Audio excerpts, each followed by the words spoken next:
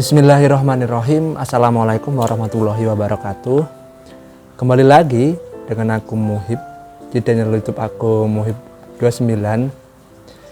Di video kali ini kita akan berkenalan dengan filsafat ekonomi. Nah, pasti akan ada pertanyaan tentang apa sih itu filsafat ekonomi, atau yang pernah dengar filsafat itu pasti tidak jauh-jauh dengan pertanyaan tentang ada, bagaimana, apa, dan lain sebagainya, atau selalu bertanya itu kan. Terus ekonomi. Nah, ekonomi kan bicara tentang laba rugi, tentang perdagangan, tentang keuangan dan lain sebagainya. Terus keduanya ketika digabungkan menjadi satu kata, filsafat ekonomi. Terus apa yang akan dicari? Nah, di buku ini atau di video kali ini kita akan sedikit mengulik tentang filsafat ekonomi. Sebelum kita masuk videonya, kita intro dulu.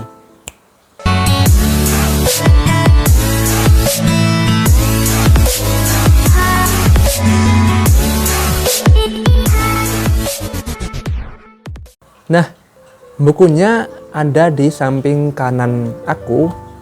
Ini filsafat ekonomi karya Pak Mikhail II. Jadi filsafat ekonomi upaya mencari sebuah kesejahteraan bersama.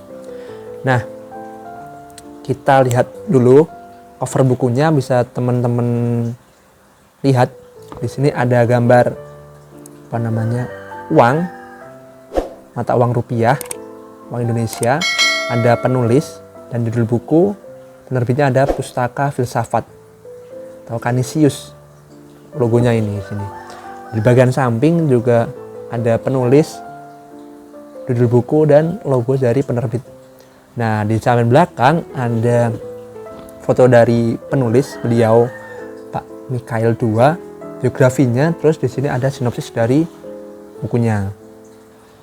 Terus harga bukunya kemarin ini aku beli seharga 29.700 di toko online Shopee. Nah, bisa teman-teman searching ataupun cari di Google kalau mau beli buku ini. Nah, untuk isi bukunya di sini ada dasar isinya, bisa teman-teman lihat. Nah, untuk inti sari dari buku ini kurang lebih sama dengan upaya mencari kesejahteraan bersama.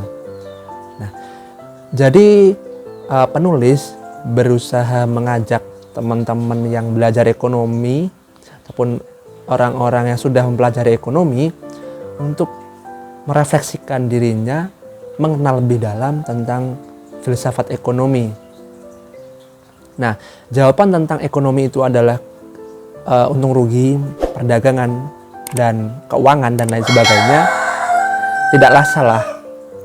Namun ada yang lebih kompleks, ada yang lebih dalam pembahasannya tentang sekedar untung dan rugi. Ya, ini sebuah kesejahteraan bersama. Nah, itu yang ingin dijawab dari penulis tentang filsafat ekonomi. Yang mana ekonomi itu dipandang sebagai sebuah pohon yang tinggi dan rindang untuk mengayomi seluruh masyarakat dunia. Dengan begitu, ilmu ekonomi adalah ilmu yang komprehensif, tidak boleh parsial dengan ilmu-ilmu yang lain, kayak ilmu agama, ilmu sosial, politik, ilmu lingkungan ataupun ekologi, dan lain sebagainya. Sederhananya, ilmu ekonomi itu atau filsafat ekonomi itu adalah upaya untuk mencari sebuah kesejahteraan bersama. Namun untuk mencapai sebuah kesejahteraan bersama ini perlu effort yang lebih, usaha yang sangat-sangat giat dari tahun ke tahun, dari masa ke masa, periode ke periode. Nah, bisa kita lihat dalam sejarahnya, kita akan mengenal tentang teori dalam ekonomi. Mulai dari ada kapitalisme yang berakar pada liberalisme, terus ada komunisme yang berakar pada sosialisme. Nah, pada kenyataannya, meskipun sosialisme dan kapitalisme itu kalau ditelisik lebih dalam, ada sebuah kecenderungan untuk memperkaya dirinya sendiri. Dengan begitu, realitas manusia itu ya pada dasarnya adalah berusaha memuaskan diri sendiri. Nah, itu yang berusaha Pak Mikhail II untuk mengajak teman-teman berpikir lebih kritis, lebih jeli dalam melihat realitas tentang setiap teori yang ada. Berbicara tentang filsafat ekonomi atau filsafat tidak lengkap rasanya ketika kita tidak bicara tentang sejarahnya. Bagaimana lahir, tumbuh, dan berkembang. Nah, pada zaman Yunani kuno, sebenarnya sudah ada teori tentang kesejahteraan bersama dari Socrates maupun Plato. Misalnya saja, bagaimana sebuah keadilan di suatu negara atau bangsa itu bisa terpenuhi ketika setiap individu mampu menuangkan setiap kreativitasnya.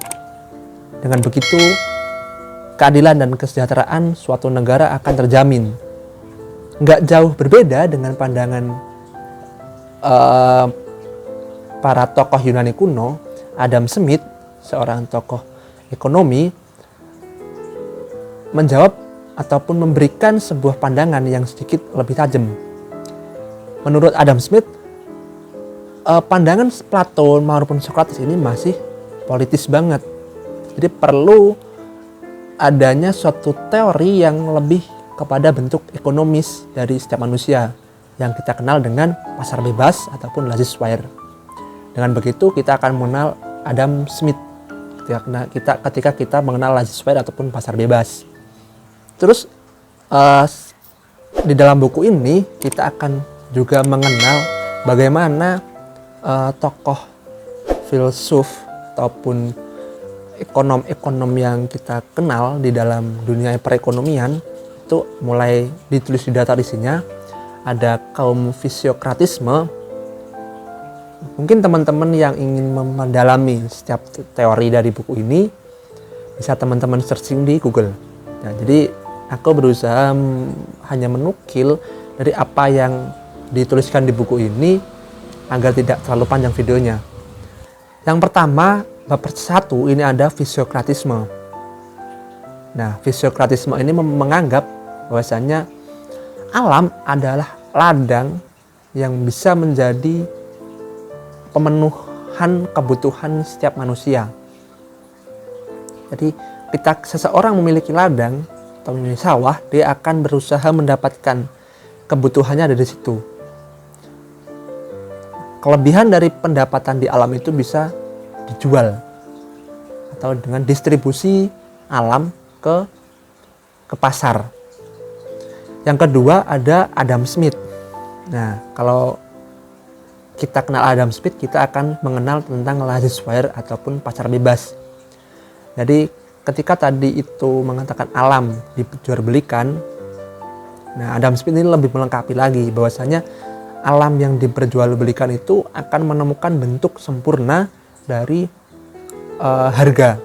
Jadi harga itu akan ditentukan oleh pasar. Berapa sih harga jual padi, berapa harga jual air, dan seterusnya.